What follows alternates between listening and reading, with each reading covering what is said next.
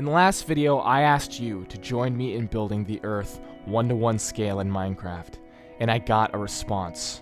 A response I would have never expected in all of my life. With the video well on its way to 10 million views, and the flood of subscriptions to my channel, it seems like building a 1-to-1 scale of our home is a project worth striving for. But it didn't stop there. The project's official Discord hit 50,000 members within its first week of operation, a monumental, effective, and organized staff to manage it manifesting practically overnight, and suddenly, I found myself not just a YouTuber or filmmaker, but the leader of something very special. And the best part of it is how many people began building. Going through some of the buildings you all have started to work on has been the best part of this week. These are just unbelievable. When I talked about how human architecture completes the terrain, I wasn't kidding. I'm almost embarrassed to start working on my own region now, as most of these works puts my efforts at building to shame.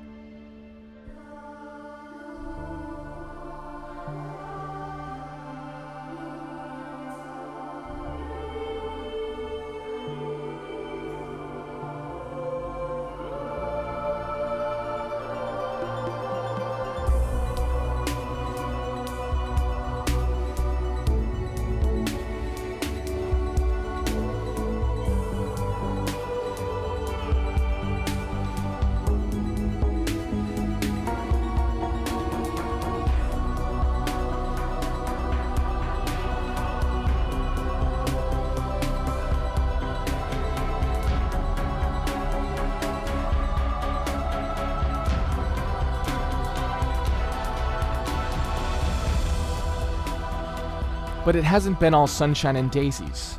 This project has faced challenges. We have several hundred builders so far, but we need more. That's currently very disproportionate in comparison to our 60,000 member count. That's why I would encourage all who think that they could be a part of this project, and those already in the Discord, to apply for our building process. Build a sample of a few buildings in the area you want to build in, then submit your entry to the Google form in the Discord's channel, How to Apply Builder. Once approved, you'll gain access to a private channel of your region and possibly be featured in a future video on this channel. Additionally, the Cubic Chunks mod can't handle a server occupancy of more than roughly 40 players, so the map merging concept that I outlined in the last video remains the only possibility to make this a reality. We are currently in the works of developing an entire website dedicated to that task alone. But as staggering a task as it is, it pales in comparison to the most difficult challenge that the project has yet to overcome. Minecraft is not a sphere. It is a flat, gigantic square map. So if you want to build the real-world 1-to-1 scale in Minecraft, you will need to convert a spherical surface onto a flat, rectangular map, which is a human endeavor that has been underway for more than 500 years, with no perfect solution. Currently in our project, we are using the default equirectangular projection, which disproportionately stretches the terrain horizontally the further north and south you go. The bulk of our currently most popular terrain, Europe and North America, feels the effects of this quite severely. So I've corralled a team together, especially in the last couple of days, to pore through all proposed map projection designs in history to determine if one is accurate enough to be worth switching. After days of deliberation, we managed to narrow it down to 2 alternate solutions.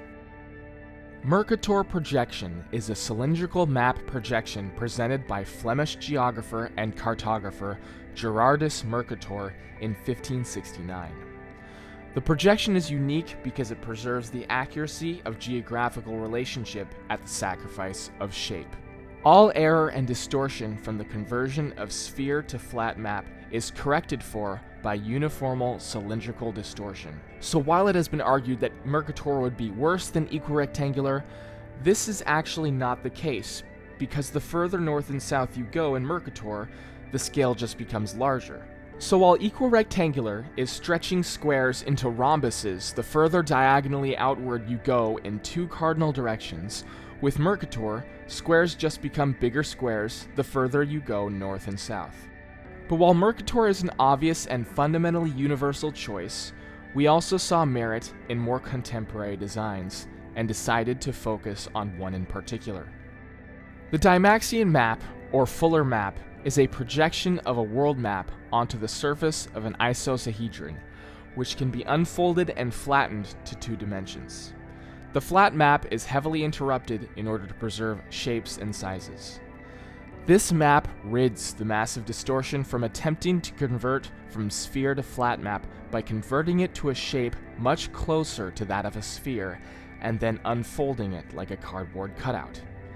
This map projection does exactly what we wanted, a preservation of the accuracy of both relationship and shape of the land masses at the expense of the oceans. The 2 challenges of this map were as follows. With the serrated edge of the map, fictional ocean space will have to be generated to fill in the gaps. While future Earth may have ocean cities, modern Earth does not, so doing this minimally impacts the integrity of the project. But the more challenging aspect is that the Minecraft sun will not rise or fall where it is supposed to in proportion to landmass, and it makes complete chaos of any attempt to render the directions of north, south, east, and west, which is why we've come up with an edited solution of the map.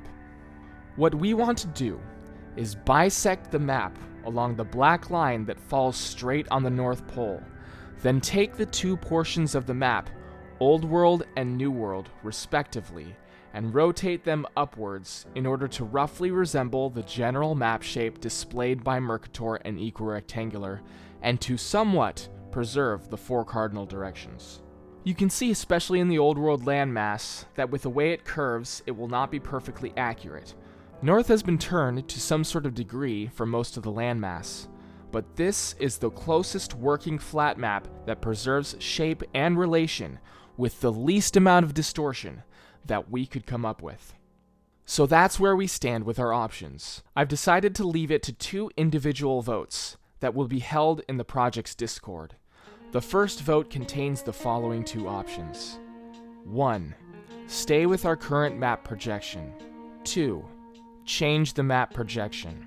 The pros and cons for option 1 are as follows. Pros. We get to keep all the progress that we built so far. The full view map has a nice aesthetic look. Cons.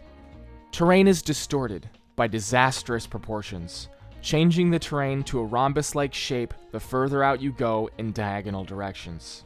Using API to generate building shells is almost useless, as they will be generated with this distorted shape. This is huge. The pros and cons for option 2 are as follows. Pros.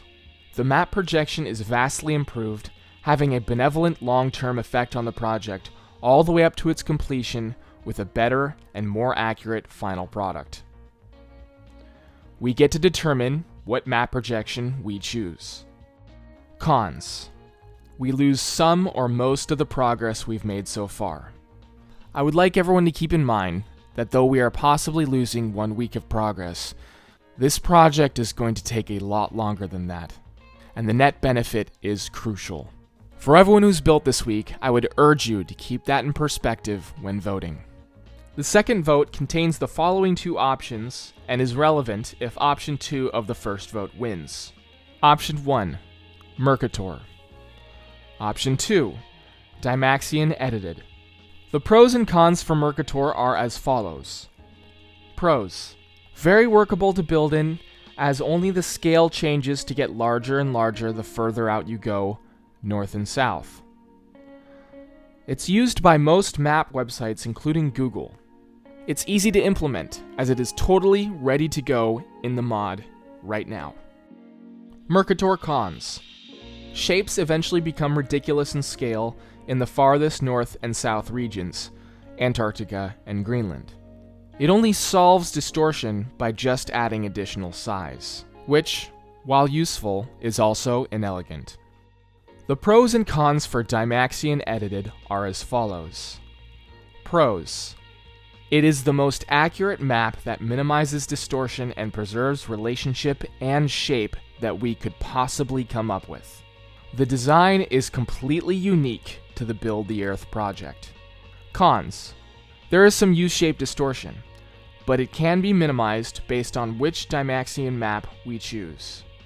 Somewhat difficult to implement, may take additional time to implement and update into our mods. Lots of math and lots of coding. And that's it. If anyone else has any more pros and cons to the voting options, I leave you to deliberate in the comments section. The votes will be held in the project's Discord. Link is in the description and pinned comment. No matter what map type we end up voting on, I would like to see this project get 20,000 builders. If just half of the people who have joined the Discord applied for builder, we would have it. And the immense workload of this project could be accomplished in not decades, but only years.